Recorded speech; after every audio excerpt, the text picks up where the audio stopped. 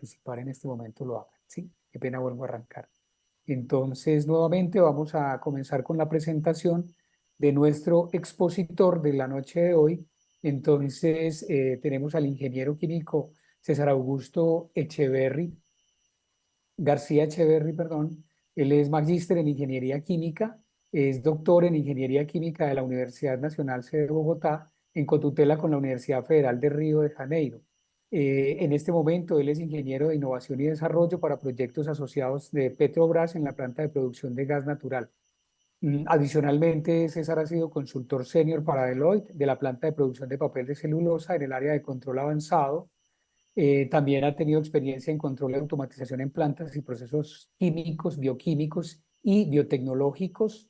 Experiencia como consultor responsable de la identificación de oportunidades en el área de control avanzado, modelado de optimización de procesos en la industria manufacturera química de pulpa y papel. Y por favor cierren sus videos, sus micrófonos, asegúrense de tenerlos cerrados. Eso, gracias.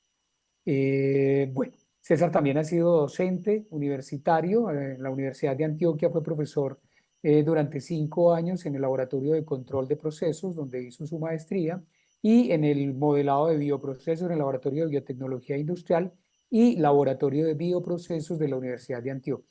Adicionalmente, César pues tiene un número importante de publicaciones que ha desarrollado en sus estudios posgraduales y en sus pasantías. Sí, no me voy a referir a ellas porque nos extendemos mucho y de esta manera pues le doy paso para que comencemos de una vez la conferencia. César, muchas gracias por estar aquí. Muchas gracias a todos los asistentes. El cronograma que tenemos es 1 hora de conferencia y posteriormente vamos a tener media hora para resolver preguntas, resolver inquietudes, terminar de cerrar los temas que César nos va a plantear. Entonces, sin más, César, te dejo con el auditorio. Bienvenido. Vale, César, tocayo, muchas gracias por la invitación. Siempre es un placer poder tener este tipo de espacios para conversar. Digamos, a mí me gusta hacer las presentaciones, este tipo de presentación más conversada.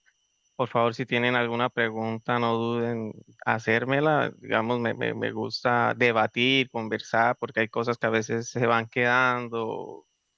Sí, como momentos que necesitamos, vea, no me quedó claro tal concepto. La idea es como César lo comentó, es mostrar, hacer un enfoque en el área de modelado y control de bioprocesos, más desde un enfoque en la industria 4.0, o sea, también se conoce como bioindustria 4.0, y como aclarar conceptos digamos, hemos percibido que personas ni siquiera, digamos, en términos generales, se sabe muy bien qué es la industria 4.0, qué elementos componen la industria 4.0 y, digamos, conceptos hacia donde debería avanzar tanto el sector industrial en un país como Colombia, hablando que veo que hay personas de Perú y creo que de México también, me corrige César si me equivoco. Sí, así es. Eh, Venimos de Perú, sería de México, de Guatemala, Sería Centroamérica. interesante al final tener una visión, una perspectiva de ese punto de vista de esos otros países. Yo también puedo dar una visión de lo que he vivido aquí en Brasil. Y digamos, el enfoque, la formación de las ingenierías como ingeniería química, bioquímica, agroindustrial, hacia dónde creemos, desde mi perspectiva y mi experiencia, debería ir enfocada, ¿sí? Entonces, nuevamente bienvenidos. Un poco de mí, yo soy de Cartagena, Colombia, donde hice mi pregrado en la Universidad de Cartagena. Allí trabajé un tiempo en la industria como contratista, principalmente en Santa Marta, para una empresa de transporte de carbón, vendiendo principalmente temas de automatismos, sistemas escadas para automatización y transporte de ese tipo de producto. Luego fui a Medellín a hacer una maestría. Allí mi experiencia fue más del área de investigación y docencia en planta piloto para producción de biopolímeros con la Escuela de Microbiología Industrial y la Facultad de Ingeniería, programa de Ingeniería Química. En aquel momento hice algunos trabajos de automatismo para el sector farmacéutico. Luego decido hacer el doctorado, me fui a Bogotá, a la Universidad Nacional. Allí el enfoque fue más enfocado también a docencia, investigación, algunas cosas de emprendimiento, pues el tema de pandemia. aprovecho y hago la publicidad. Se fundó un semillero, Innova Coding, en donde ya hemos generado las primeras Olimpiadas de Programación en Ingeniería Química en parcería con la Universidad Federal de Río de Janeiro. Este año se realizará la segunda versión. Bienvenidos, si tienen interés pueden escribir al email que les dejaré al final. Es más enfocado para parte académica, universidades, para que participen. Es bastante interesante y hay algunos retos interesantes también. Y bueno, ahora actualmente viviendo en Río de Janeiro, en Brasil. He tenido ese recorrido académico. En Brasil llegué a Río, pero viví en el sur de Brasil también un tiempo trabajando para Deloitte Brasil, enfocado a la parte de Industria 4.0, de hecho, reconocimientos de sistemas de control avanzado aplicados al sector de papel celulosa, pero nuevamente decido regresarme a Río, donde trabajo actualmente, como César mencionó, como área de innovación y desarrollo como contratista de la Petrobras, asociado mucho a proyectos con la universidad. Es decir, poco de mi experiencia ha sido más ese tipo de industrias. Y bueno, de la charla yo la quise definir y, digamos, dividir de la siguiente manera, como definiciones importantes, como para todos estar alineados con lo que es la industria 4.0, la parte de modelos, porque es importante generar modelos y demás, ¿cierto? Elementos de la bioindustria 4.0, un poco de digital twins, me imagino que algunos habrán escuchado, otros que no, gemelos digitales también conocidos, un poco de realidad aumentada, porque eso se ha vuelto un tema de mucho interés en este tipo de industria y un poco de la importancia de saber o aprender las bases de programar, de manejar cualquier tipo de lenguaje de programación, además de, ya se exige, además de una lengua extranjera como el inglés, por ejemplo, casi que se presume que todo profesional habla inglés. Básicamente también debe haber, y ya debemos presuponer, que casi todos los profesionales al menos manejan un lenguaje de programación. Es casi que ya estamos en ese nivel y la idea es como alinear todas las profesiones, al menos en ingeniería, en ese punto. Entonces, yo siempre inicio este tipo de presentación haciendo preguntas básicas. Me encantaría que participaran, por ejemplo, que alguien me dijera, una, dos, tres personas, quien quiera, qué supone que es un modelo. Me gustaría saber, escucharlos un poco, qué tienen en la cabeza sobre qué es un modelo. ¿Quién se anima? A ver si rompemos un poco el hielo de un lunes, 7 de la noche. Aquí ya son las 9. A ver quién se anima a hablar así rápidamente. Escriben en el chat, aquí revisaré. Por acá habla Ruth, representación de un sistema real. Muy bien, Ruth. Puede ser un abordaje. ¿Quién más? ¿Quién se anima a decir? Jorge. Por ahí vi que Jorge levantó la mano. Es Un una modelo es un aproximación punto. matemática para definir algún tipo de proceso, para predecir. Una aproximación matemática para definir un tipo de proceso. Sharon habló aquí que es un punto de referencia, una representación matemática de un sistema físico. Perfecto. Entonces, digamos, tienen un abordaje, veo que lo enfocan mucho a lo matemático. Y ahí viene una pregunta, ¿todos los modelos son matemáticos? Que lo piense. Tenemos, normalmente cuando hablo de modelo fuera un contexto de ingeniería pensamos en esto, pero realmente puede ser esto, puede ser esto, puede ser esto, y llegamos a estructuras de representación matemática, ¿cierto? Entonces, ¿ustedes me dirían que esto sería un modelo, eso que ven acá? ¿Sí o no? ¿O qué opinan? Oscar Mendoza dice que esto acá no es un modelo. Ruth dice que sí. ¿Los demás qué opinan? Ustedes hablan. Felipe dice sí, un modelo gráfico, un modelo visual. Los modelos matemáticos son una forma particular de representar la realidad. No solo la matemática se representa dicha realidad, ¿cierto? Digamos, ese es el mapa de trenes de Londres. Y tenemos el mapa del camino de Compostela. Indica, nos da pasos, nos da guía, nos da información. Intenta César, representar una César, realidad. disculpa, qué pena. ¿Sí? César, de ¿Sí, pronto Oscar? me malinterpretó cuando dije la respuesta no. Mi respuesta no, Ah, como usted preguntó que solamente eran modelos matemáticos, unos modelos. Y dije vale, no, vale. hay otro tipo de modelo. Perfecto. Listo, Gracias, Oscar.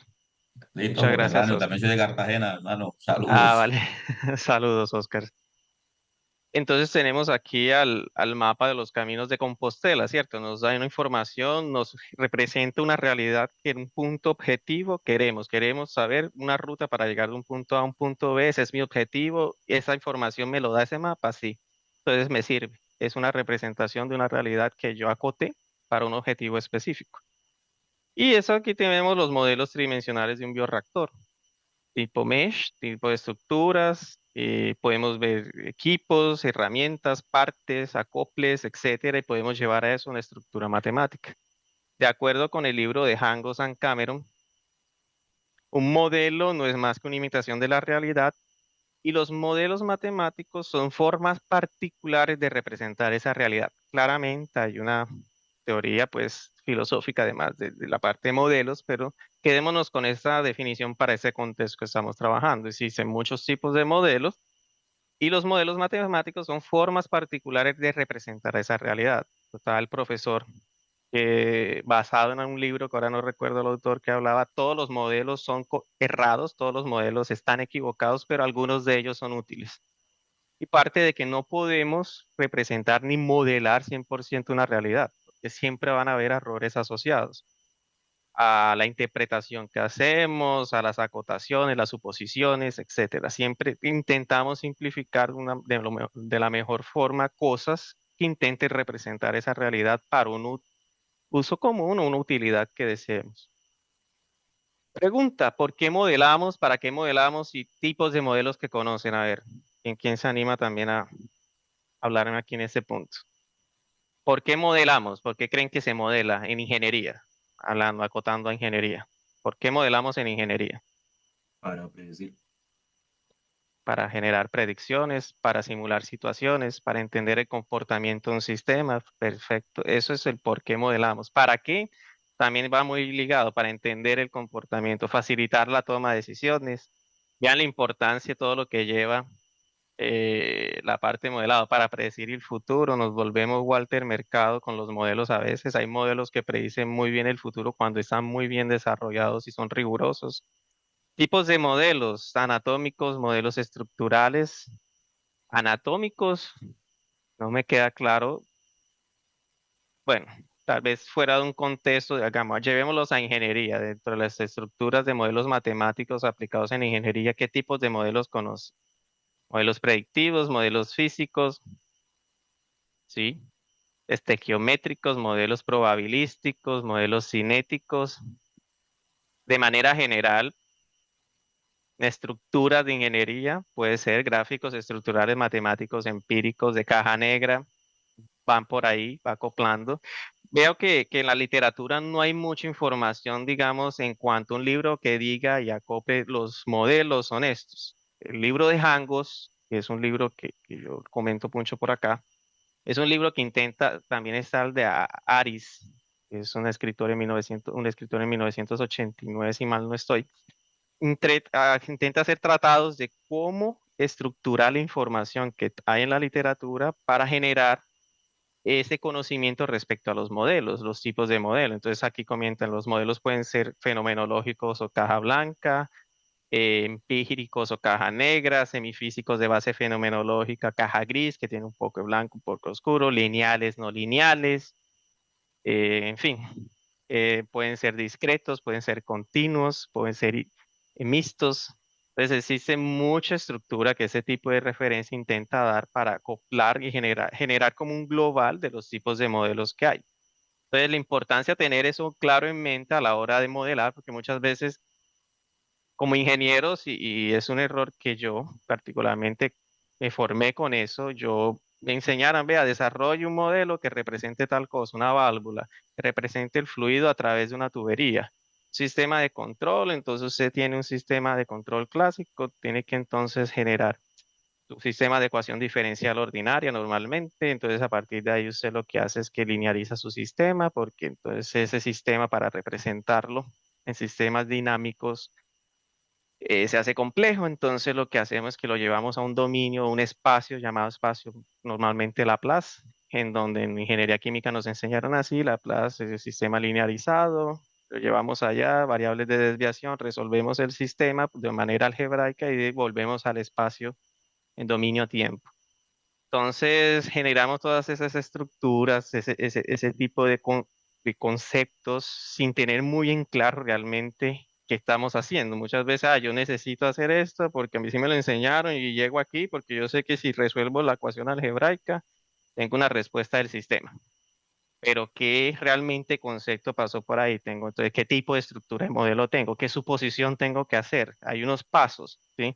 Hay digamos, una rúbrica, una heurística que se podría decir bien interesante, que han planteado muchos profesores, incluso el profesor Álvarez de la Universidad Nacional de la sede de Minas, en el programa de Ingeniería Química, desarrolló, recuerdo, unas heurísticas, unos pasos muy interesantes sobre, primero, nadie modela lo que no conoce, tiene que definir bien su sistema, si usted no puede representar. Aquí hablan 10 pasos, Oscar Mendoza. Creo que sí, no recuerdo ahora, pero sí. Y nadie modela lo que no conoce, usted tiene que definir bien su sistema, procesos, hipótesis, en fin, esa serie de pasos dan esa rigurosidad y va muy asociado a eso. Ahora, si yo les pregunto otro concepto bastante interesante, bueno, aquí modelos semifísicos de base fenomenológica, los caja gris. ¿Qué es control? De manera general. Para ustedes, ¿qué sería control? ¿O qué preconceptos ustedes han generado, han aprendido de control? Por acá hablan para mantener una variable dentro de rangos establecidos, lo que permite mantener entre parámetros requeridos, definición de las condiciones iniciales y finales de mi sistema y manejo de las variables de modelo. Si yo no especifico la pregunta, nos podemos ir a esto, ¿no? Algo tan simple. Yo me querría referir a control de procesos, en donde, de acuerdo al libro más conocido en ingeniería química para control de procesos de Smith Corripio, el control trata de mantener mediante un sistema automático las principales variables de un proceso en valores cercanos a los valores deseados y que se defiendan frente a posibles perturbaciones, ¿cierto? Un sistema reacciona a estímulos para volver a tratar de asegurar unas condiciones. Entonces, no es más que tengo una variable medida, tengo una variable controlada y una variable manipulada, ¿cierto? Entonces, bajo todo ese concepto de variable medida, cómo mido con un sensor, variable manipulada, cómo manipulo una válvula, una bomba, puedo controlar mi variable deseada, ¿cierto? Entonces, yo tengo una referencia, yo quiero mantener mi variable deseada en esa referencia, tengo que actuar de cierta manera basado en diferentes estrategias de control, métodos de sintonía, del tipo de controlador que yo aplique para poder cumplir con ese objetivo. Tengo dos preguntas. ¿Cómo escojo la referencia y por qué realmente controlo? ¿Por qué y para qué? ¿Por qué controlamos los procesos? Respondiendo a temas de producción, mirando a temas no matemáticos, temas de producción. ¿Por qué en una planta de producción es necesario controlar un proceso y cómo escojo esa referencia para controlar? Seguridad es una, exactamente. Eficiencia para asegurar productividad, exactamente. Seguridad, caracterización del producto, lo que sería calidad de producto. Calidad es perfecto. Veo que tienen para asegurar parámetros. Entonces, esas son las definiciones realmente por qué hacemos eso, por qué y para qué. Realmente hacemos temas de control, principalmente para estandarizar y para temas de manejo de tiempos muertos, disminuir costos, establecer seguridad, es importante, y calidad de producto. Estandarizar, exactamente.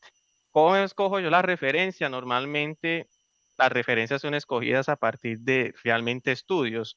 Cuando vamos, por ejemplo, a un bioreactor, ¿por qué escogemos que la temperatura sea 30 grados? Los que han hecho fermentaciones, digamos, procesos de fermentación en bioreactor. ¿Por qué escojo yo la temperatura a 30 grados, el pH a 7,5 y el oxígeno, la saturación al 30? ¿Qué debo hacer yo para llegar a esos valores? ¿Qué digo? Mi bioreactor debe operar con esos valores. ¿Qué es lo que se hace previo a eso, en ese caso, en ese contexto de bioreactor y procesos de fermentación? Pruebas, conocimientos previos, caracterización del bioproceso. Hay algo en específico que es una metodología de base estadística que se hace, buscan en la literatura, es lo más fácil, el camino más fácil. pero hay veces donde no hay mucha información. Entonces yo tengo un microorganismo donde hice la bioprospección, hice todo el aislado, el aislamiento, la parte de secuenciación genómica y demás, ¿cierto? Y yo necesito establecer unas condiciones para empezar, para saber cómo, pero ahí hablan de escalado. Yo primero yo pensaría, en mi caso, es diseño de experimentos. Hago mi diseño de experimento, puede ser un diseño factorial de superficie de respuesta, en donde de acuerdo a distintos valores genero un modelo, una representación de algo que diseño experimentos, Walter, exacto. Un diseño de experimentos que me permite establecer las condiciones óptimas basado en esas condiciones, limitaciones que yo establezco de mi experimento para estimar cuáles son los puntos, las combinatorias adecuadas para operar el bioproceso, es decir, darle las condiciones adecuadas al microorganismo, sea una bacteria, un hongo, etcétera, para que él subsista en un medio y yo poder optimizar mi proceso. Exactamente, con el método 2 a la K, método de Bose-Jenkins, etcétera, toda la parte que va a involucrar el diseño de experimentos. Entonces, ese tipo de pasos me permiten establecer, por ejemplo, en bioprocesos, una referencia. Yo escojo mi referencia y ya como yo lo establecí, la temperatura tiene que ser 30. Yo necesito un controlador que me ayude a mantener esa temperatura. Normalmente los procesos fermentativos son exotérmicos o endotérmicos. A ver quién se anima a chutar. Eso.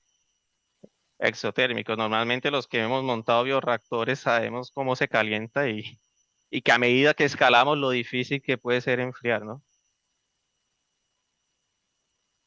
Perfecto. Me sabe. Ahora viene la pregunta. ¿Qué son los bioprocesos? ¿Qué entienden ustedes por bioproceso? A ver, dime, se me está gustando la dinámica, están participando y eso parece interesante, los mantiene despiertos. Los mantiene despiertos a todos. ¿Qué opinan que son bioprocesos? A ver.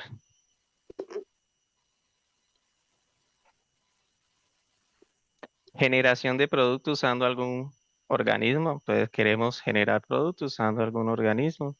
Procesos en el que conjunto de operaciones se matrícula primera prima, procesos amigables con el ambiente, procesos que incluyen microorganismos. Y si yo genero hidrógeno a partir de madera, procesos enzimáticos también, proceso enfocado a la producción cheese, pero con una base biótica, sea microorganismo o célula. Muy bien. ¿Qué tal? Entonces, los bioprocesos son parte esencial, digamos, en el libro que aquí le hacemos la broma, el de Pauline Doran, que le dicen el Corán.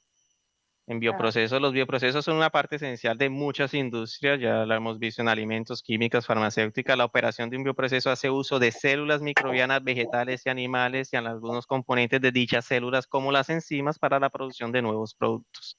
Es usar esa estructura que es biodegradable, ¿no?, la mayoría de las veces, y además es renovable para generar productos con un valor agregado. Y mi proceso no me genera un producto con un valor agregado y adicional, con una ganancia económica superior a lo que yo invertí, realmente no se hace atractivo para el sector, ¿no? Y es lo que se hace, digamos, es de las dificultades más grandes en bioprocesos. Si yo les preguntara aquí a los expertos, yo no me considero experto, yo simplemente me considero alguien que tiene experiencias en esa área, que sigue trabajando, me gusta, me apasiona porque creo que hay mucho reto y es un área que viene creciendo a los pocos y cada vez más continuo. Si yo les preguntara cuál es el principal reto, volvamos a fermentación. En un proceso de fermentación en donde yo quiero generar, por ejemplo, bioplásticos a partir de bacterias, ¿cuál es el verdadero reto que se tiene? ¿Por qué no se generan? Si es tan interesante, tan plausible, tan realmente genera un beneficio, ¿cuál es el reto, la dificultad? ¿Costos? Muy bien. Concentración del producto, eficiencia del bioproceso, métodos de separación, el escalamiento, estandarizar rendimientos de producción. Nunca vamos al menos con la tecnología actual, a igualar un proceso de producción de plástico por el método bio con un proceso a base de petróleo. Los rendimientos son muy diferentes. Y procesos de purificación, complejidad del control. Sin embargo, todo lo que usted ha mencionado no son, digamos, definitivos para decir no es posible. Son retos. Por eso lo pregunté, ¿cuáles son los retos? Y al ser retos, ahí está la parte de investigación, desarrollar métodos, estrategias, conocimiento, a partir desde la industria muy aplicada con la universidad y la investigación para superar esos retos. Los principales, los que aquí plantean, los trenes de separación es importante. Entonces hay muchas áreas, el control de vida de los microorganismos, rendimiento de biomasa, porque una cosa, y les pregunto, si yo tengo un proceso fermentativo y solo controlo la temperatura, el pH y el oxígeno, ¿ustedes creen que eso es suficiente para yo optimizar un proceso? Digamos, maximizar la producción de un metabolito primario o secundario, o solo, por ejemplo, aumentar biomasa, solo controlando pH, temperatura y oxígeno. Pues van a responder que no. ¿Qué necesitaría yo entonces realmente controlar además de esas tres? Necesitaría controlar, por ejemplo, la velocidad de crecimiento, el suministro de sustrato, ahí batieron todos, concentración de sustrato, la calidad y la forma en que alimento mi sustrato. Normalmente lo que se hace en procesos de lote alimentado es que hacemos una alimentación exponencial. Eso en una idealidad matemática es válido, pero cuando vamos al laboratorio vemos que si lo hago así a veces pasó algo, se inhibe y acabo yo alimentando de manera escalonada. Que si hago un escalón muy grande, el sistema es muy sensible por los que tienen en la cabeza diagramas de flujos metabólicos, a veces tengo un cambio de composición muy grande, pasé de 10 gramos por litro en alimentar, a la siguiente hora paso a 40 gramos por litro, una concentración de 300 gramos por litro. Eso casi que intoxica la célula y eso genera un estrés muy grande, el proceso me cambia, me pasa a otro flujo metabólico, en fin, la dificultad es gigante. ¿Sí? Pero es un reto y al ser un reto se me hace muy interesante. Régimen de alimentación adecuado, todo lo que están contando es válido. Tratamos con bases vivas, no se pueden estresar. El estrés celular, ¿cómo lo disminuyo? Con la estrategia de alimentación. En control están desarrollando estrategias de alimentación sinusoidal que sean suavizadas, en donde la válvula o la bomba intente ser lo más fina posible para asemejar una curva sinusoidal o cosinusoidal. Entonces veo que estamos muy alineados en esa parte, el uso de microorganismos para transformar materiales biológicos para la producción de alimentos fermentados tiene su origen muy antiguo, sabemos la producción de cerveza, que soy fanático de la cerveza artesanal, y ya hace poco hubo un curso de cerveza artesanal, si no me equivoco aquí. La base es bio y es un proceso interesantísimo, cada vez está en desarrollo, es muy de base de innovación. Entonces ya vamos muy alineados con lo que son los bioprocesos. Ahora, ¿qué han escuchado? ¿Qué saben de la industria 4.0 en ese campo? Ya que estamos un poco con el tema. ¿Qué han escuchado? ¿Qué saben para ustedes qué es la industria 4.0? ¿Han escuchado antes de eso? ¿Primera vez? ¿No tienen idea? A ver, continuemos con la dinámica. Internet de las cosas, primera vez, nuevo para mí, digitalización, no tengo idea, primera vez, perfecto. En el portal de la industria, habla que la industria 4.0, también conocida como la cuarta revolución industrial, representa una profunda transformación en la forma en que se diseñan, fabrican y distribuyen productos. Se caracteriza por la convergencia de tecnologías digitales y físicas, lo que permite crear fábricas inteligentes y cadenas de suministro más eficientes. Hace parte de una metodología de revolución industrial en donde se acoplan nuevas tecnologías y los nuevos avances en desarrollos tecnológicos a mejorar la eficiencia de la industria actual. Dentro de esos, por ejemplo, entendimiento de los procesos, industria basada en la comunicación entre máquinas. Hace parte, ¿sí? Hay unas definiciones importantes, por ejemplo, yo incluiría los entendimientos de los procesos como los pilares de la industria 4.0, tal conocimiento profundo del proceso a desarrollar. Tienen que entender y conocer muy bien el proceso, eso se gana en experiencia en campo. Por eso yo siempre digo, si ustedes tienen la posibilidad, pasen 1 o 2 años. Sé que no es fácil, principalmente en Colombia, tener esa experiencia de industria para todos, pero al menos o hablen con gente que peguen esa experiencia de las personas que ya van a campo, hablen de los procesos, adquieran ese conocimiento en una charla, tomamos un whisky, una cerveza, ingeniero, yo lo invito y hábleme de lo que usted hace allá y vea y qué pasa y por qué lo hace así. Peguen ese entendimiento, es importante entender el proceso, saber y conocer una planta, tocar una planta. Dentro de los demás pilares está el Internet de las cosas. En la parte industrial, conexión de máquinas, sensores, dispositivos de Internet. Necesito de esas invitaciones, dice Miguel. Dispositivos a través de Internet para recopilar y analizar datos en tiempo real. Entonces, el Internet de las cosas hace parte. Y ahí vienen otros retos muy diferentes cuando yo menciono ya todo. Big Data y analítica, recopilación de todos esos datos de planta y cómo yo tratarlos y hacer análisis estadístico de ellos.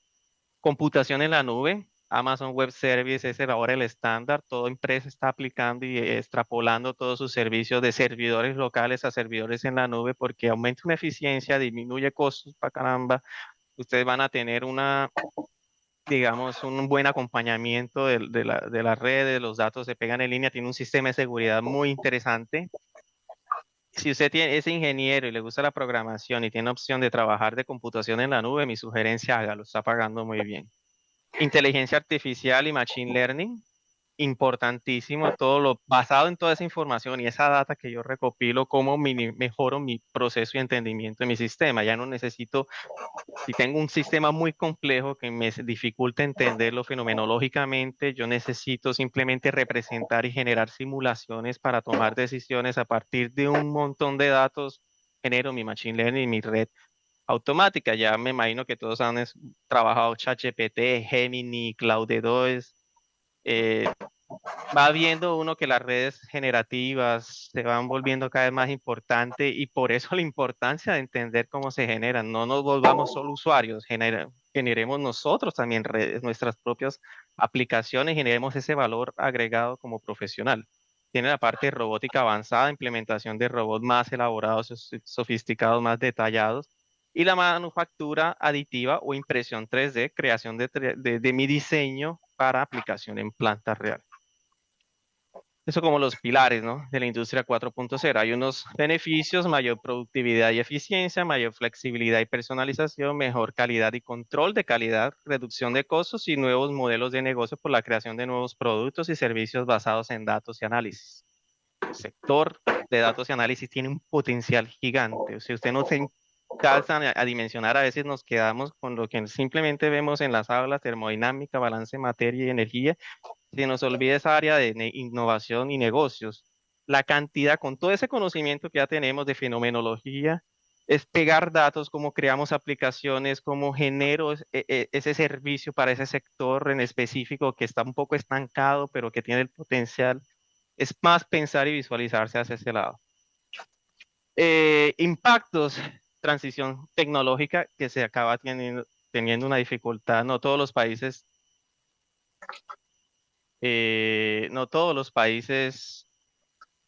tienen la capacidad de generar esa transición tecnológica. No entiendo, profe Mauricio Trujillo, ¿no hay diapositivas del conferencista? No entendí la pregunta. Bueno, volviendo acá, transición tecnológica, permitir que todos los sectores tengan acceso a esas nuevas tecnologías, y ahí viene el principal reto.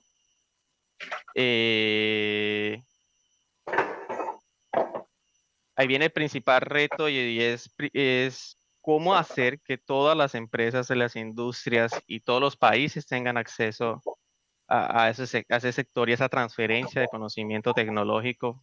A veces termina siendo complicado. Cambios en la fuerza laboral, demanda de trabajadores con habilidades digitales y técnicas avanzadas, también se vuelve un reto. Hay mucha renuencia, hay mucho freno a querer entrar por miedo, por desconocimiento.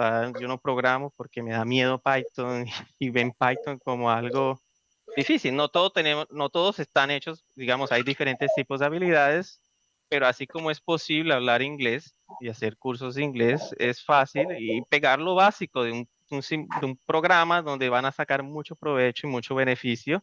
R, me imagino que muchos habrán trabajado R para parte de diseño de experimentos, aparte de estadística.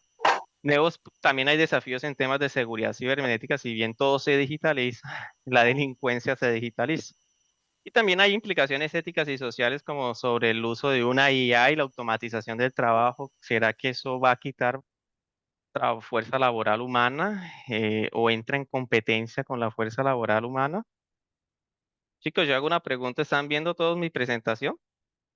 ¿Todos ven la presentación? Sí, Ah, se está perfecto. viendo bien. Sí, se Sí, sí. ve. Es que había entendido como que la resumido, no estaba viendo como la diapositiva. Continuando aquí, entonces la industria 4.0 es algo que acontece, está aconteciendo. No les hablo de lo que he visto en Asia, en países escandinavos, países como Noruega, eso es una cosa, ustedes se sorprenderían lo avanzado que está. Les hablo desde acá lo local, mi experiencia, Brasil está metiendo mucho la ficha en industria, en ese sector, evolucionando muy rápido. Mucha investigación con industria y investigación que no se queda solo para generar un pay, pero para llenar indicadores, cosas que se están usando, que han sido premiadas en Europa por la innovación y acaban comprando patentes. Entonces, es un tema que está en evolución, que está creciendo tarde o temprano. Países como Colombia va a tener que entrar. Al final me gustaría los que son fuera por ejemplo, Perú, Centroamérica o México, o sea, entender un poco cómo está la dinámica allá, pero acá está siendo muy importante. Y siempre es bueno entender, mantenerse informado de esas tendencias y aprovechar al máximo los beneficios que brindan. Entonces, respecto a los modelos, hablamos de diferentes tipos de modelos. Los más conocidos están los fenomenológicos, ¿ciertos? Que se basan en la comprensión de principios físicos y químicos que intenta representar un fenómeno real que acontece. Se usan en muchas áreas, ya aquí les muestro que en algún momento habrán usado al menos un modelo fenomenológico y, por ejemplo, en termodinámica tienen los modelos físicos de movimiento pendular, movimiento circular uniforme, en fin. En bioprocesos, por ejemplo, el más usado, los modelos más usados cuando intentamos, por ejemplo, describir la fermentación alcohólica, la fermentación, un proceso biológico en donde se usan levaduras que convierten los azúcares en alcoholes y dióxido de carbono, y es un proceso fundamental en la producción de bebidas alcohólicas y biocombustibles. Entonces, tenemos ecuaciones de modelo en procesos en lote que intenta representar, por ejemplo, el balance de masa de glucosa, balance de masa de biomasa, de producto con una tasa específica de crecimiento. Tiene una parte fenomenológica el modelo. El modelo no es netamente fenomenológico. Intenté mostrar algo más bio. Y ya les digo por qué no es netamente fenomenológico.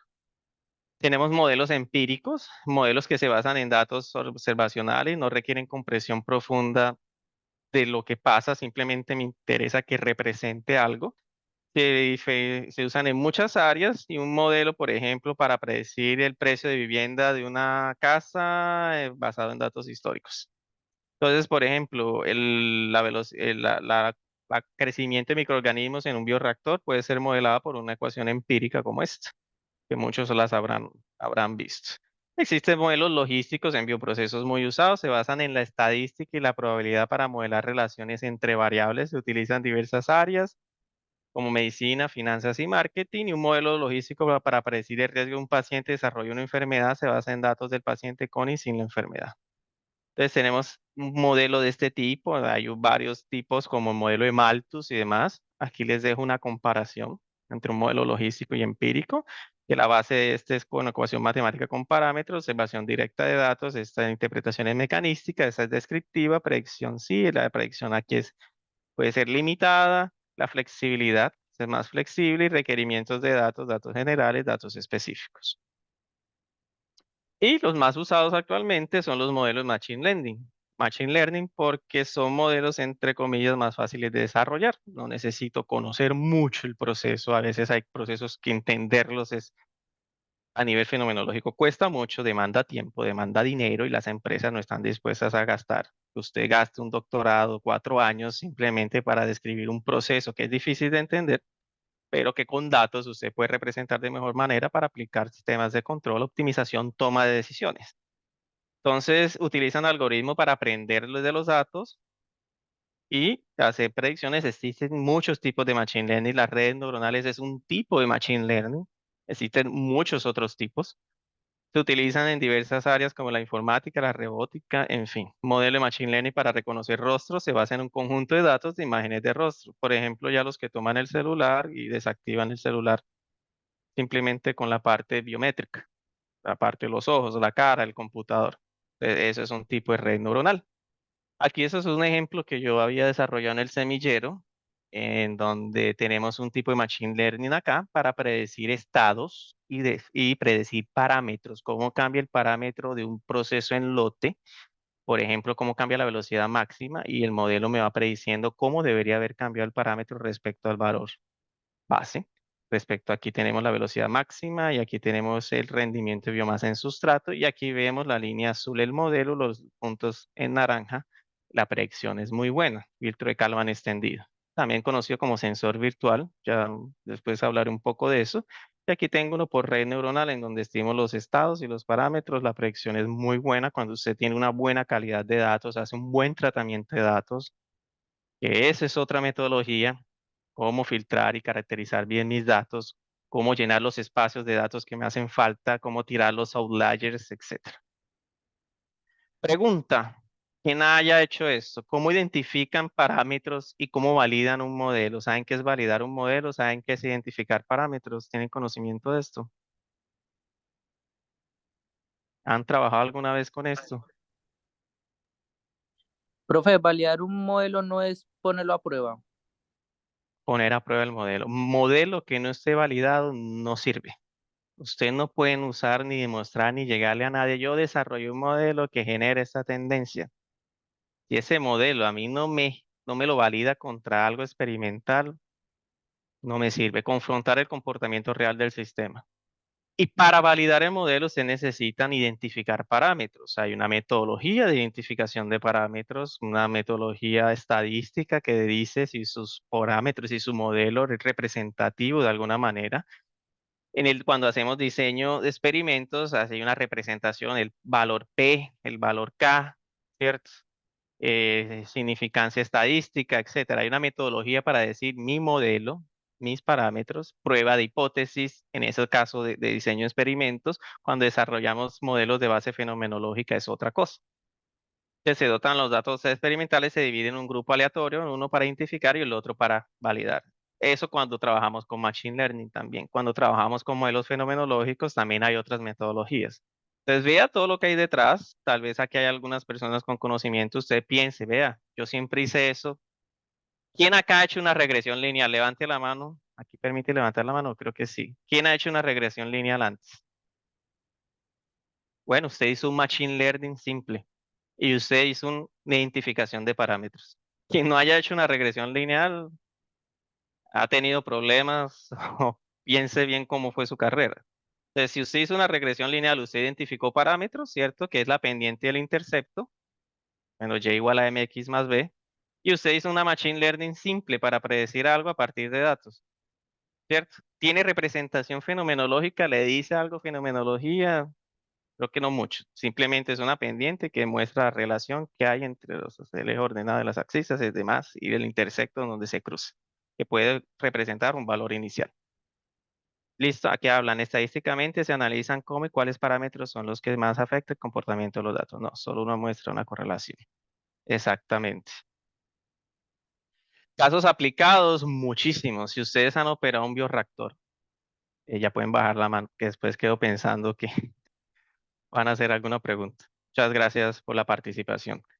Si han trabajado bioreactores, si ustedes ven, por ejemplo, con un bioreactor como Bioengineering, New Brunswick, él viene acoplado con un sistema que es un HMI, un Human Machine Interface, en donde ustedes clican, normalmente ahora son digitales. Algunas veces viene con un computador al lado donde organizan cuál va a ser el pH y las velocidades de los motores y demás. Ustedes ya han empezado entonces a ver y a trabajar sin tal vez tener el conocimiento en temas de industria 4.0. Ustedes tienen una interfaz hombre-máquina, están interactuando con la máquina para decirle cómo quieren operar. De alguna manera él ya tiene como un sistema preprogramado, ¿cierto? En donde tiene un controlador PID, algunas veces tiene sistema cascada, que es un tipo de control entre la agitación y la adición de oxígeno para aumentar la solubilidad de oxígeno en el sistema. Entonces, esos sistemas normalmente nosotros tenemos el reactor, las mediciones, tenemos una parte de integración de análisis de datos, donde recopilo todos mis datos, genero también temas de análisis metabólico, puede ser, hay automuestreadores ya acoplados y demás, y yo voy integrando mi sistema, ¿cierto? Le tengo bioprocesos, mediciones, genero un machine learning, hago un proceso óptimo, una optimización y regreso a bioproceso. Optimización, Vea, si tiene la oportunidad de hacer un curso de optimización partiendo desde investigación de operaciones, lo que es programación lineal, no lineal, mixta entera, hágalo. También se requiere mucho en la industria ese tipo de conocimiento. Es bien interesante cómo usted puede generar un control RTO, que la industria lo está usando muchísimo aquí en Brasil. De hecho, donde yo estoy trabajando un poco por esa área, que es usar un digital twin. Se genera un digital twin de una planta real, se usa esa parte haciendo validación de datos. La planta se tiene que validar, esa simulación se tiene que validar, y luego a partir de ahí yo genero una simplificación de esa planta generando un tipo Real Time Optimization Control, un RTO, control RTO. Ese RTO puede ser directamente para toma de decisiones en donde yo encuentro los flujos óptimos, la distribución de planta, en donde yo debería aumentar y disminuir mis flujos de acuerdo a las diferentes unidades de procesamiento de gas natural para maximizar una ganancia de acuerdo a la venta, el costo de venta en dólares por reales, aquí en el caso acá, que puede cambiar en el día a día. Entonces, de acuerdo a esas decisiones de cómo cambia el real y de acuerdo a las demandas que yo vaya teniendo, yo tomo una decisión basada en optimización y usando el digital twin de la planta para tomar decisiones en la planta real. Ya hablamos un poco más de eso. Entonces, hay un proceso de interacción, de analítica, downstream y demás que toca tener en cuenta. La industria 4.0, para que quede claro, tiene unos elementos. Yo me basé mucho en este artículo muy interesante de la biomanufactura, ¿cierto? En donde habla que los pilares de la bioeconomía son salud, clima, alimentación y energía. Digamos, hay unas ventajas de los bioprocesos, principalmente aquí. Yo me voy a enfocar aquí. Es bien interesante esto. No sé si ustedes han escuchado de procesos intensificados o intensificación de procesos. Esta parte de cliente, de transparencia, aquí vemos Digital Twin, Machine Learning. Hay unas áreas que van apareciendo que son bien interesantes. No sé si ustedes han escuchado esto antes. ¿Han trabajado con intensificación de procesos? ¿Tienen conocimiento de qué es esto? Resumiendo, porque eso es otro curso, es cuando ustedes toman un proceso como un reactor. Imagínense un reactor y una columna de destilación. Todos han visto un reactor, todos en ingeniería de bioquímica, pues creo que saben que es una columna de destilación y que es un reactor. Cuando ustedes operan una planta en eficiencia energética, generación de CO2, etcétera, ustedes pueden ver que ese tipo de proceso en donde tiene dos unidades que son principales, que es reacción, generación de producto y separación para purificación, es energéticamente ineficiente, ¿cierto? Intensificación de proceso lo que busca es cómo debo yo operar para reunir o simplificar todas esas unidades lo menor posible para generar una eficiencia energética teniendo en cuenta el tema ambiental, ¿no? Generación de CO2, etcétera. Una columna de destilación reactiva es el resultado de un proceso intensificado. Entonces yo hice intensificación entre un reactor y una destilación, genero una columna de destilación reactiva en donde tengo reacción y separación en la misma unidad. Hay desventajas, aumenta la complejidad del sistema, modelar eso es difícil. Mi tesis doctoral fue específicamente en eso, en la columna de destilación reactiva de la Universidad Nacional en Bogotá.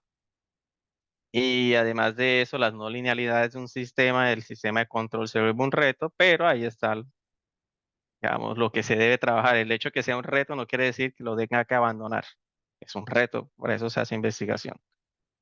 Perdón. Entonces, estas áreas son bastante interesantes.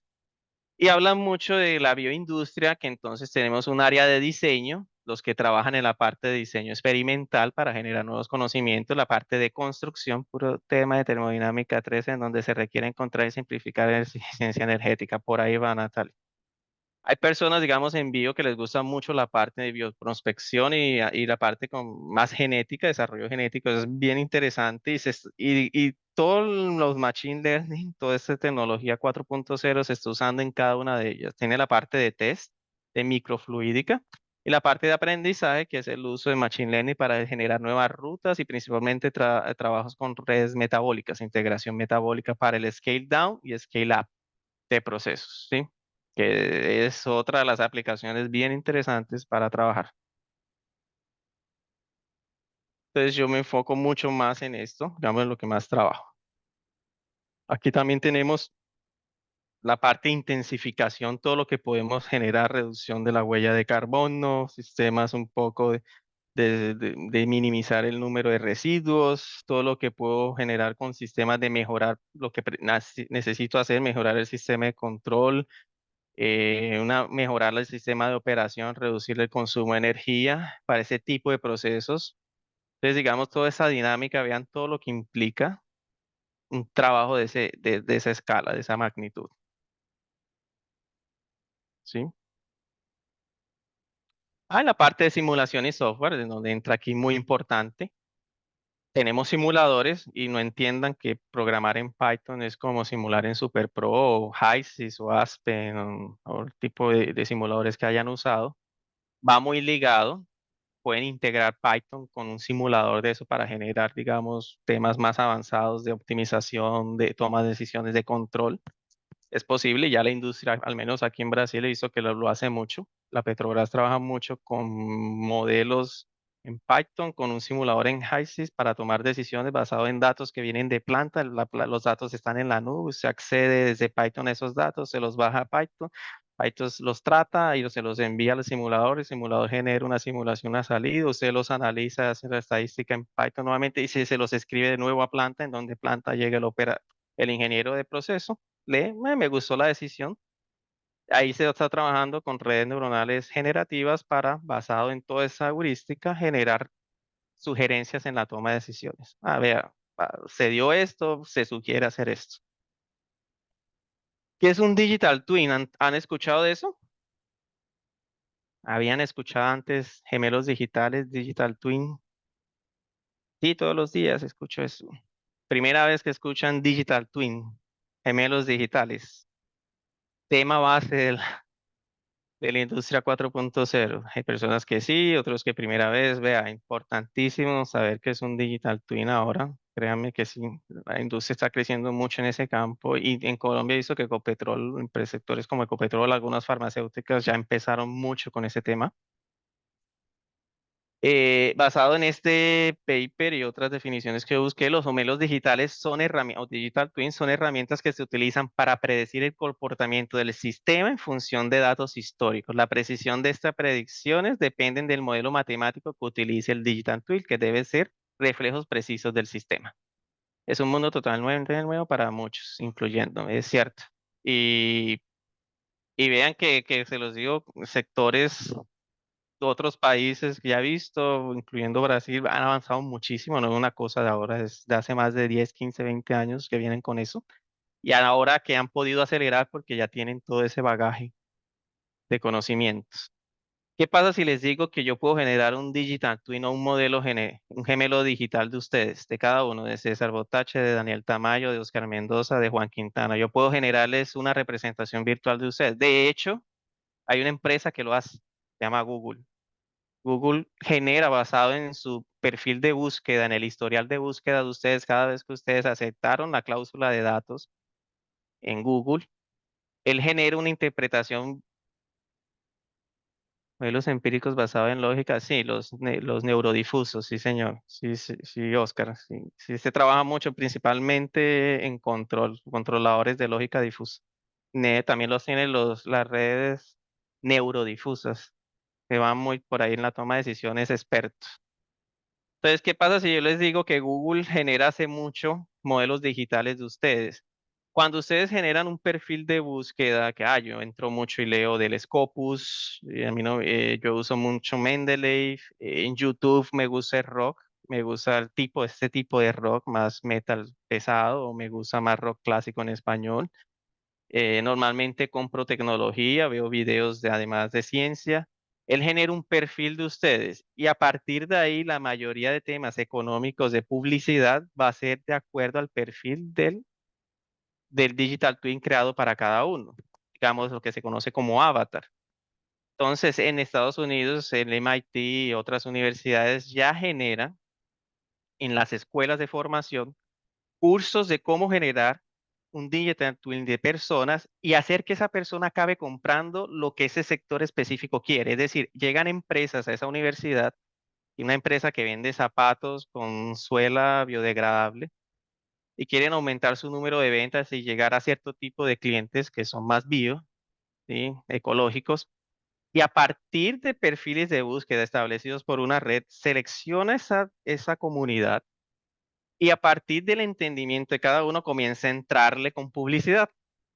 Vea, sea más ecológico, la demanda del uso de plástico en el mundo ha crecido, genere menos impacto, su responsabilidad es mayor, tal. Está esta empresa que ofrece ese tipo de zapatos donde usted puede aportar más. Por cada zapato que usted compre, disminuye su huella de carbono en tanto. Así está la cosa. Generaron una dinámica basada en su perfil. Llegó esa empresa, compró ese servicio, en donde generaron, usted cayó dentro de esa comunidad y le entraron con publicidad basado en su perfil. Y a partir de eso, usted acabó probablemente comprando. Entonces, por ejemplo, ya ustedes saben que lo que uno habla en esos días, compró una bicicleta. Ahora solo me aparece publicidad de bicicletas. Dije, necesito comprarle un candado para. Salieron los mejores candados del mercado para comprar, incluso los mejores candados en Brasil. Quedé fue yo, caray. Entonces, hasta ahí va la cosa. Ya hay un perfil de un gemelo digital de ustedes basado en datos. Un gemelo digital es una representación virtual o contraparte digital de un objeto, sistema o proceso físico. Se crea utilizando datos en tiempo real, técnicas de simulación y modelado para reflejar el comportamiento, las características y el rendimiento de su contraparte física. Los gemelos digitales se utilizan en diversas industrias, incluidas la fabricación, la atención médica, el transporte y la energía, para optimizar rendimientos, monitorear las operaciones y facilitar la toma de decisiones. Me gustó esa definición de la Siemens. Aquí hay una definición de la Aspen que también me gustó. Un gemelo digital no es solo un modelo, se puede manipular y ajustar como un objeto del mundo real y se comportará como un activo modelado. Es decir, la tecnología de gemelos digitales es el camino hacia el metaverso industrial. ¿Han escuchado eso del metaverso industrial? Busca producir los detalles más pequeños de un objeto y el software de gemelos digitales permite que los diversos componentes de un objeto interactúen de manera realista. Hay permiso para equivocarse. Es decir, a partir de un gemelo digital pueden hacer cosas que no hacen en planta. En una planta ustedes no pueden equivocarse, no pueden tener fallas, eso es costo, eso es equipo, seguridad. Si ustedes tienen un gemelo digital de esa parte, que represente muy bien, porque hicieron un estudio de datos y análisis de datos, reconciliación de datos, que se llama, que es una metodología también difícil, un poco detallada, ustedes pueden hacer lo que quieran con esa planta y hacer análisis. Entonces, en procesos de entendimiento hay una parte de calidad. Eso quiere decir que los gemelos digitales son como una especie de clon de algún sistema que se puede modificar. Es un clon digital, sí, se podría decir. Sería una planta digital, exactamente, que hay muchas formas de producir esa planta digital. Y esa planta digital tiene que ser bien representada. Por eso hay un proceso que se llama reconciliación de datos en planta. Hay un tema de calidad, de riesgo, de diseños y principalmente viene un reto como las estrategias de control en planta a partir de eso. ¿Cómo ensayo yo eso? El sistema normalmente, los digital twins se generan estacionarios, pero las plantas son dinámicas, no son estacionarias. Siempre hay cambios, hay perturbaciones. Ahí viene un reto interesante. También se le conoce, por si lo escuchan, Digital Shadow, como sombra digital. Ustedes tienen el sistema real, ustedes generaron un modelo, de alguna forma generaron ese modelo, lo llevaron a una interfaz, y en esa interfaz hacen prueba y a partir de una infraestructura digital ustedes hacen comunicación entre ambos sentidos, ¿sí? Hay muchos tipos de modelos. ¿Cómo genero eso? Modelos empíricos, mecanísticos, y está toda esa dinámica que ustedes ven aquí para generar esos gemelos digitales. Y digamos, ahí vienen otros temas, los sistemas mecanísticos, los empíricos y los híbridos. La industria trabaja normalmente con modelos caja gris o modelos semifísicos de base fenomenológica o los modelos híbridos, que tienen un poco de red neuronal, pero también tienen un poco de desarrollo fenomenológico y aparecen términos como sensores virtuales. ¿Han escuchado sensores virtuales? ¿Saben qué es un sensor virtual o un estimador inferencial? ¿Han escuchado de eso antes? Lo han trabajado, digamos. Yo he tenido la oportunidad de trabajar sensores inferenciales en planta. Un sensor virtual, un soft sensor, es un sistema de software que estima el valor de una variable física o química a partir de una o más variables medidas. Les pongo el caso. Tienen un bioreactor, donde en bioreactor tienen solo medición de pH, temperatura, oxígeno disuelto.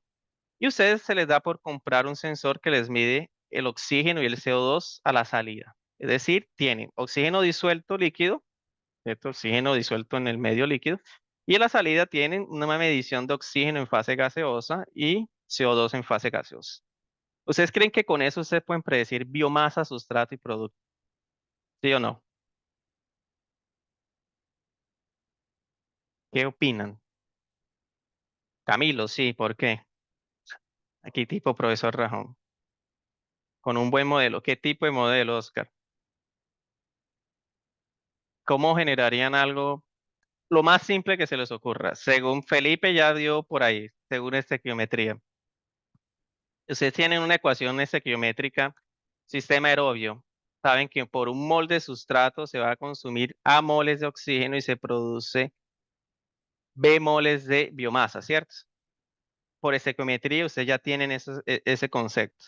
Si ustedes saben que en estado estacionario, digamos, antes de inocular el sistema, el medio está saturado en el líquido, es decir, hay la máxima concentración de oxígeno que puede haber disuelto en el líquido.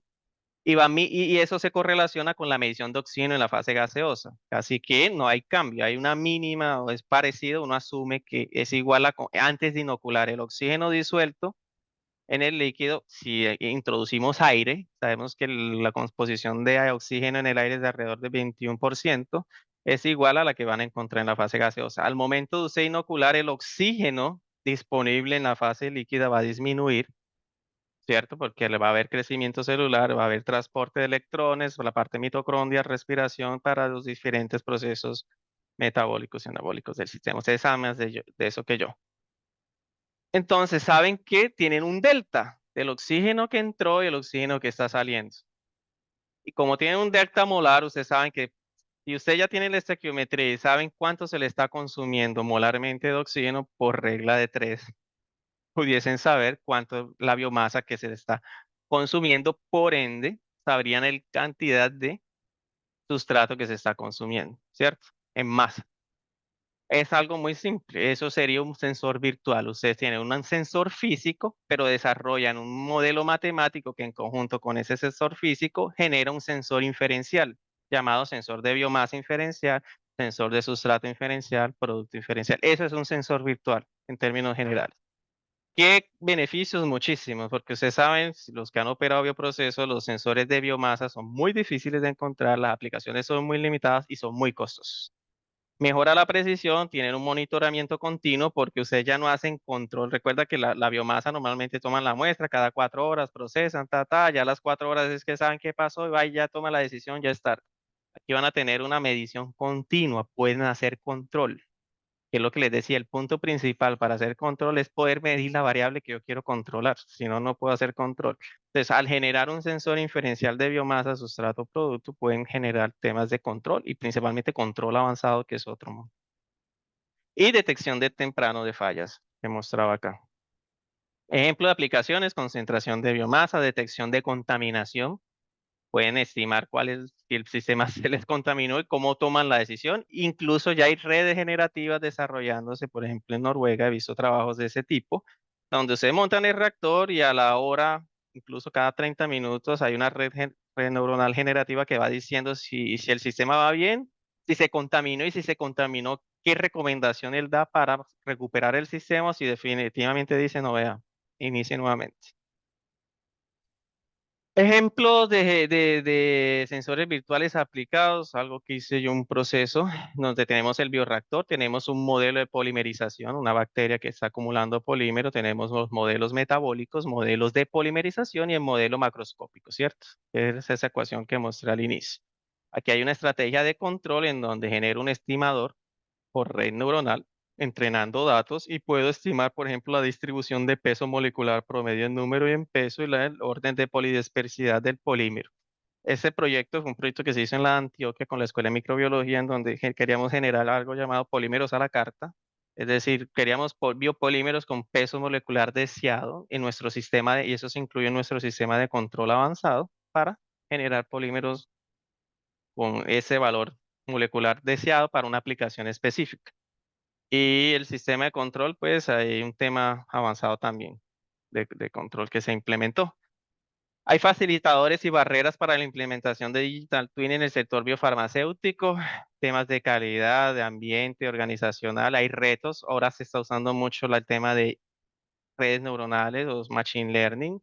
Realidad aumentada. ¿Han escuchado hablar de la realidad aumentada? Aquí vamos a los pocos, desentrañando los conceptos. ¿Han usado realidad aumentada? ¿Quién juega videojuegos con realidad aumentada? Aquí alguien que me cuente un poco la experiencia, si es posible. Compraron las gafas de iPhone. Ruth. Ah, ¿usas las gafas? ¿Tienes gafas de realidad aumentada? ¿Qué tal la experiencia con ellas? Ah, un familiar. Dime, chévere, ¿te gusta?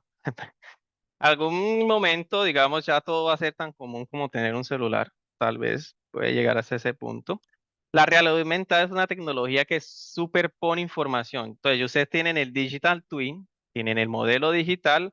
Ahora, ¿cómo ustedes interactúan con ese modelo digital? Entonces, básicamente es colocarse unas gafas, ustedes entran en ese metaverso, en ese mundo digital y pueden hacer cosas, porque ustedes tienen una representación digital de esa, digamos, de una planta de producción de cerveza, una planta de producción de etanol, producción de ácido cítrico.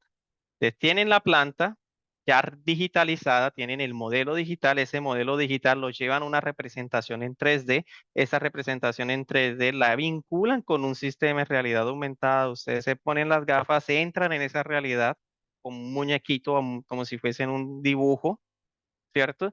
Y van y miran la planta y miran cuánto está la temperatura y vaya y presiona ese botón. El botón puede tener dos formas. Lo que yo aprendí de realidad aumentada es lo siguiente. Ustedes pueden interactuar con la planta real o simplemente pueden interactuar con el modelo sin interactuar con la planta. Eso es más que todo para hacer entrenamiento de operador, entrenamiento experto y demás, ¿sí? De eso se trata la realidad aumentada. Va por ahí, Oscar. Entonces tenemos la visualización de datos, la capacitación y entrenamiento y mantenimiento y reparación. Este artículo, digamos, muestra un poco cuál es la estructura de ese tipo de realidad aumentada. Sin embargo, yo quiero mostrar un poco acá que tenemos lo que se conoce como realidad mixta. Ustedes o trabajan en un ambiente virtual o mezclan un poco el ambiente real con el ambiente virtual para llegar a algo que se llama ambiente mixto, realidad mixta, ¿sí? No tenemos el ambiente, el computador y el humano, donde se interaccionan los tres, tenemos la realidad mixta. Yo les voy a compartir aquí algo muy rápido, digamos, ya estamos culminando, se los prometo, tal vez ya estén como muy cansados. Ay, ¿dónde me quedo? Voy a hacer lo siguiente. Copiar este link aquí.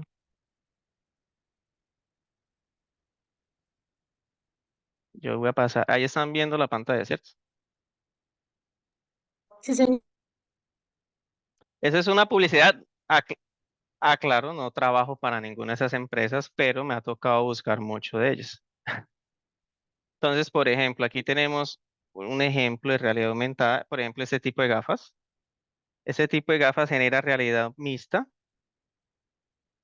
donde parte de la realidad, o sea, ustedes básicamente como que hacen una proyección virtual sobre la realidad, sobre el espacio, un poco lo que hicieron las gafas de Apple. Entonces, por ejemplo, ustedes pueden hacer lo siguiente, se colocan sus gafas, comienzan a interactuar con el espacio, les va mostrando, por ejemplo, debe hacer lo siguiente, eso está bloqueado, esa válvula no está representando bien, tiene que abrir eso. Y va montando y va entrenando un motor, esa pieza va aquí y se instala de la siguiente forma, va entrenando a la persona, ¿sí? Debe comprobar, le va mostrando un checklist de cosas por hacer que debe hacer y eso se llama realidad mixta. Principalmente es para operación. La realidad mixta se usa principalmente en operación de procesos. Tenemos este otro tipo de gafas. De hecho, por ahí comencé a trabajarlas mucho, que son de HoloLens. Empecé a trabajarlas, no a buscar mucho de ellas. Entonces ya usted tiene también realidad mixta, sino que la dinámica y la interacción es mucho más dinámica. Ustedes pueden tener videollamadas a la par que están operando para, digamos, el ingeniero ya no necesita ir a la planta, simplemente llamo y puedo ver lo que la otra persona está viendo. En medicina se usa muchísimo, temas de entrenamiento para cirugías, generan una realidad, un digital twin de la persona, un escáner 3D y eso lo digitalizan y pueden generar entrenamiento antes de operar a la persona. Entrenan con el gemelo digital de la persona antes de operar a la persona real. Este me gusta mucho, es aplicado a un bioreactor.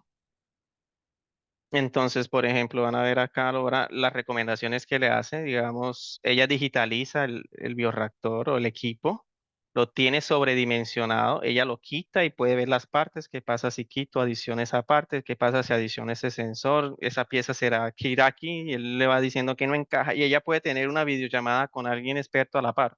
Es decir, lo ve aquí al lado. Vea, y le va diciendo, no, mire, te equivocaste, vas más bien así, retrocede, perfecto, miremos la sujeción y a partir de aquí al lado izquierdo aparece una red neuronal generativa diciendo las recomendaciones. Vea, ahí va a ser una llamada, una ligación en persona, miro mi agenda, ahí está hablando con el ingeniero ya no tiene que ir hasta allá. Algo que están haciendo acá que me pareció muy interesante, en donde, por ejemplo, esos espacios de generación de vacunas, en donde tiene que buscar un traje entero, desintoxicar, desinfectar, simplemente para ir a sintonizar un controlador. Es complejo. ¿Qué pasa si el ingeniero que va a sintonizar el controlador accede al digital twin de la planta y va y entra en la planta, llega al controlador, mira las válvulas y lo demás y va sintonizando en el mundo digital, pero con acción en el mundo real, sin necesidad de pasar todo ese protocolo? Interesante. Y algo más para entrenamiento, esa es otra empresa que ya vengo también formándome mucho, que es Aveva, no sé si la han escuchado. Esperen, digamos aquí que no pago YouTube. Entran a un mundo digital, literalmente hacen entrenamiento de válvulas, miran el mundo digital de la planta, ese es el digital twin de la planta real, con muy buenos diseños, miran los valores de temperatura, presión, qué pasa si presiona aquí, qué pasa si esa válvula se abre, entonces pueden hacer entrenamiento, qué pasa si hay un incendio, cómo actuaría usted. Ahora los entrenamientos en planta están siendo muy así. De eso se trata la realidad aumentada. No sé si ustedes ya habían escuchado algo al respecto de eso, primera vez. Sí, Henry, tienes una pregunta, creo.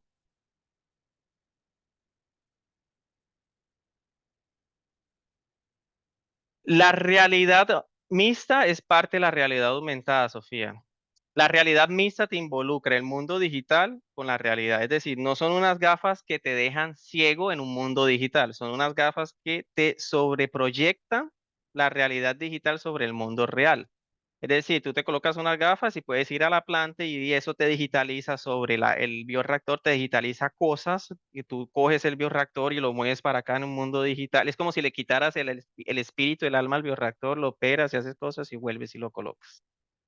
Y la realidad aumentada netamente es esa, que tú entras a un mundo digital y vas en un metaverso, pero no puedes operar en la planta real porque no puedes caminar, te caerías, ¿no? Entonces más eso. No sé si Henry tenga alguna pregunta.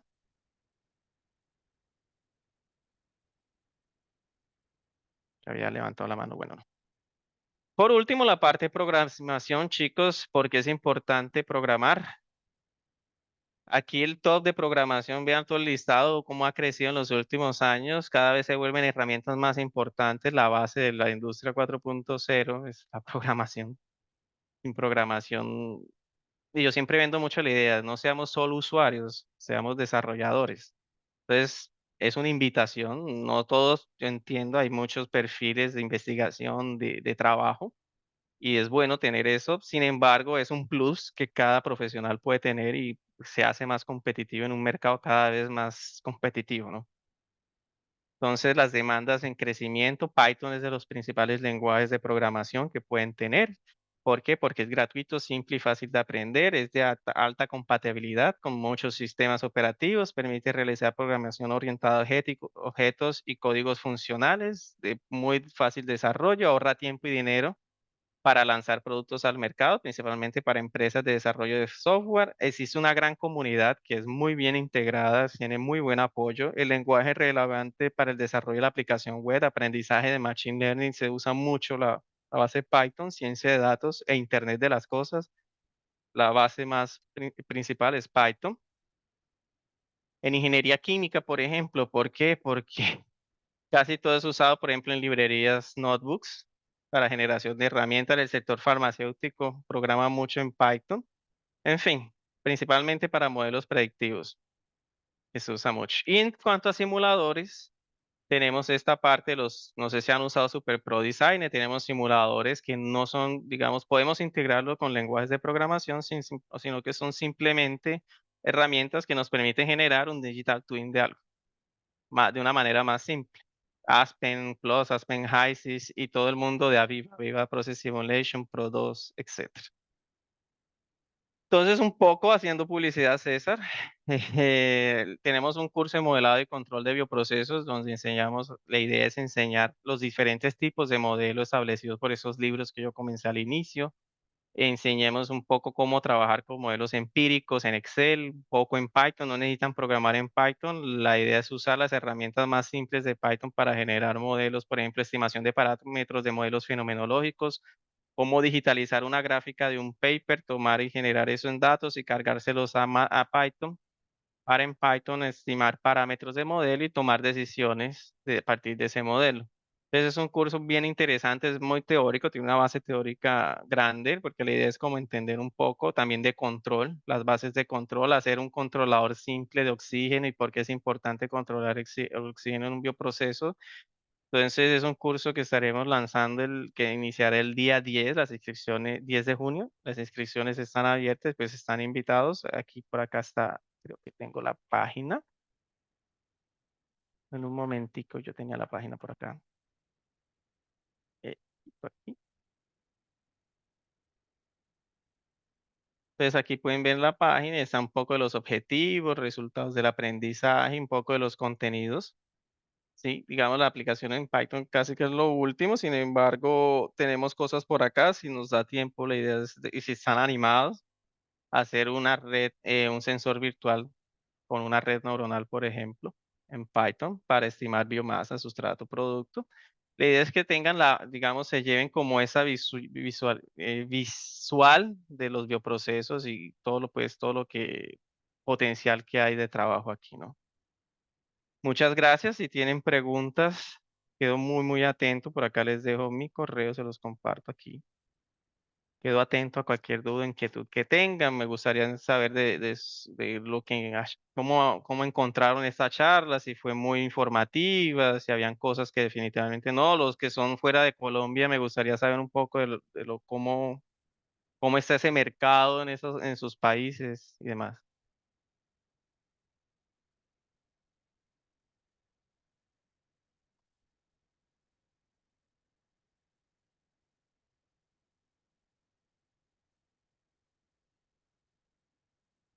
Así, Arley. Sí, es algo que hago, que es lo que estoy haciendo acá. Sí, hay empresas de transporte de crudo, principalmente en el área oil and gas en Bogotá. Hay varias empresas que están trabajándole mucho al tema de Digital Twin y trabajos de optimización en tiempo real usando Python simuladores. No necesitas un posgrado para hacer eso, necesitas estudiar. Claramente, un posgrado, una maestría, un doctorado te ayuda a enfocar y entender nuevos conocimientos para generar nuevos paradigmas o mover el área del conocimiento un poco más. Te ayuda incluso a comunicarte un poco cómo está entendiendo las dimensiones de investigación ahora, pero para hacer eso realmente es programar, saber simular, entender cómo es un simulador, cómo funciona un programa, entender la fenomenología si ya eres experto, tener la experiencia en campo ayuda muchísimo o estar cerca de personas que tengan esa experiencia en campo.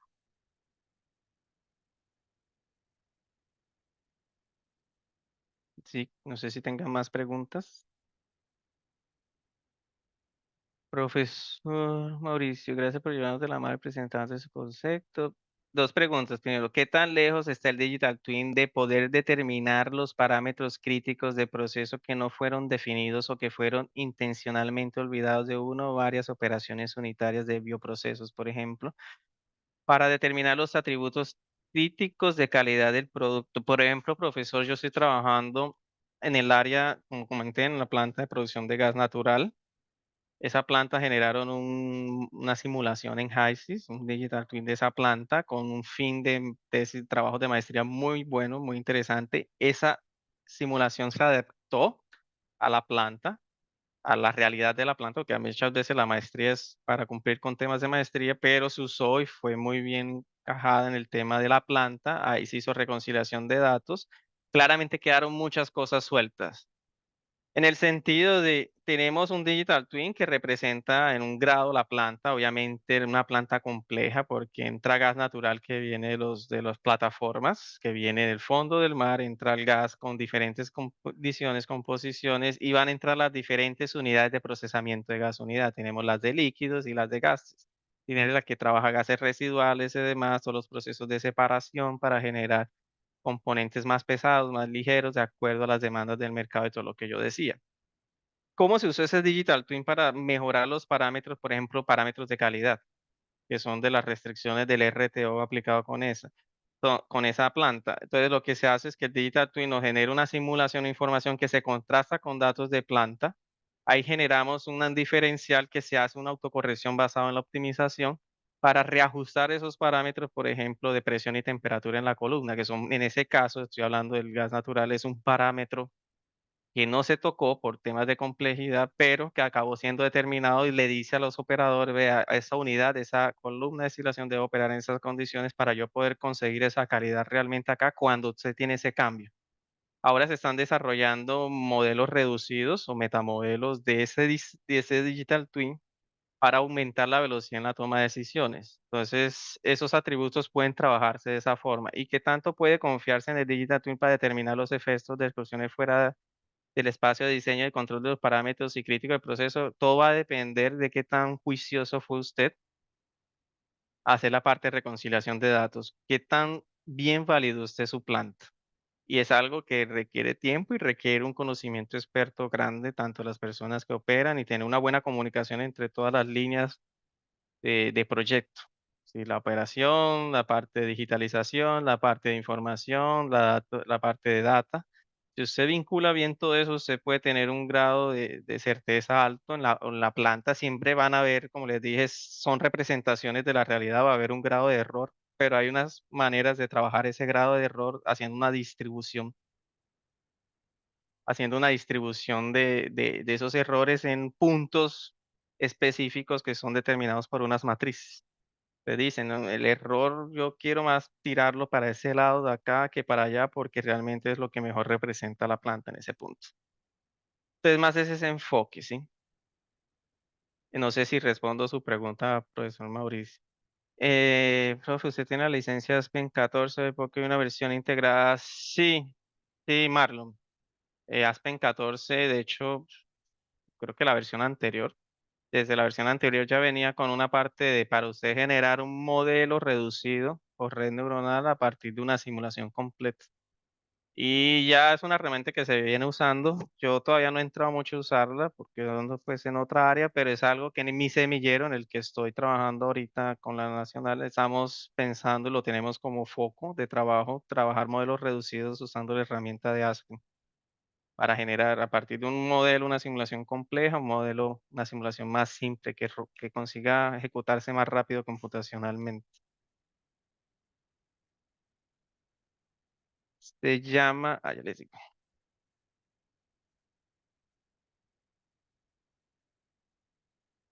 profesor creo que está Martínez Riascos, también hace parte. No, no lo tenemos tan activo con el profesor, más es un tema más de estudiantes. Ah, está Mateo. Ahí le hice publicidad a Mateos, ahí compartió en Instagram y el canal de YouTube. Es un grupo que viene creciendo y como les dije, este año se realizarán las Olimpiadas en simulación. De igual manera, también para invitarlos al curso, César por acá compartió el enlace de inscripción al curso. Como les digo, la idea es abordar un poco más profundo temas más específicos de modelado para que se animen. No necesitan, como repito, dejen el miedo de, ay, Python, ya me asusté. No, más para que vean la utilidad que pueda tener. Sin embargo, va a ser más teórico, aclarar un poco temas teóricos que sé que no se trabajan mucho en la parte académica, o pueden quedar esos vacíos. Si tengan otra pregunta.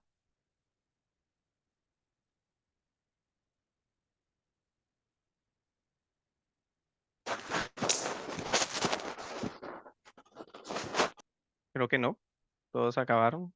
Profesor Oscar se fue, el de Cartagena, que quería escuchar. Profesor Trujillo No sé, es de México, ¿cierto? Me había dicho. de la UNAM, sí, trabaja en la UNAM. Quería saber qué tan, cómo ve esa temática allá, si ha tenido un poco de experiencia con la temática de Industria 4.0 allá. Sí, sí, lo que pasa es que se tuvo que retirar porque tenía Ah, una se retiró. conferencia, sí, tenía una Ah, llamada a perfecto. México y se tuvo que retirar, entonces se despidió muy amablemente Mauricio, pues que es un amigo de acá de la Casa de Colombia de Medellín, de todos los que trabajan en Yo esta creo que área, ¿no? lo conocí alguna vez. Seguramente, seguramente, él está muy, muy vinculado todo el tiempo con la Universidad Nacional, la Antioquia, con todas. Por aquí había una pregunta, César, no sé si lo alcanzaste a leer o si ya la respondiste. No, Nicole González preguntaba que si reclutaban estudiantes de pregrado a algún tipo de semillero. No sé si eso lo hacía de manera pues, general o te lo preguntaba porque mencionaste el semillero que trabajas con la Nacional. bueno, yo estoy con la Nacional y ahí pues, tenemos estudiantes de la de Cartagena, la de Antioquia, estuvimos un tiempo.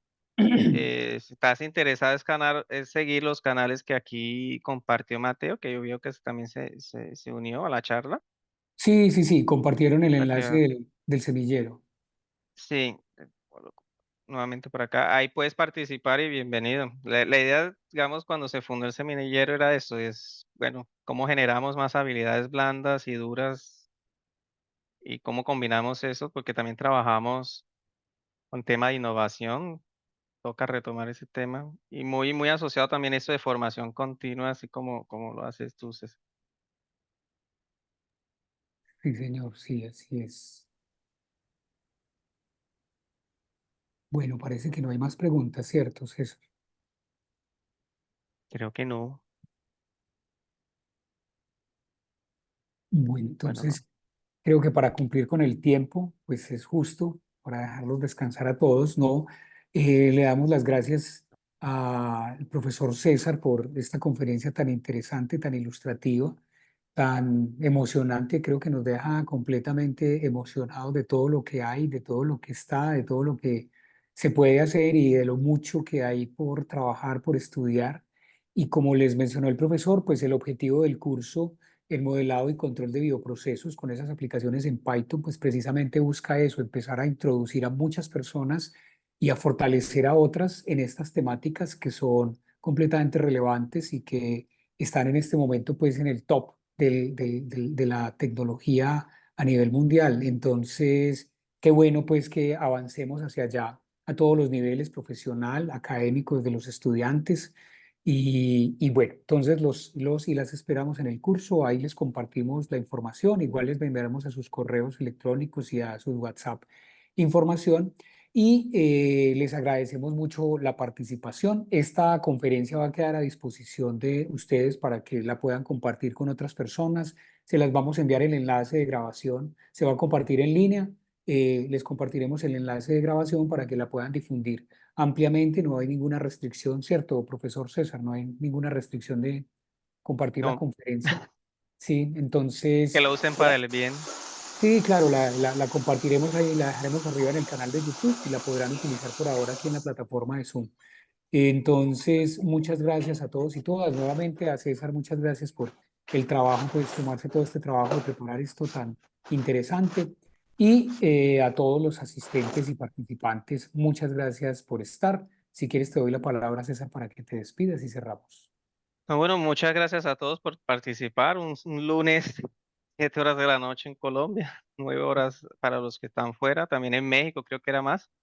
Sí, Y ánimo, la idea no es que se desanimen, sino que vean toda la brecha de oportunidades que hay para hacer, para trabajar y principalmente es para desarrollar el país y las regiones del país que necesitan mucho el sistema agro, el agro en Colombia que tiene tanto potencial de implementación de este tipo de herramientas.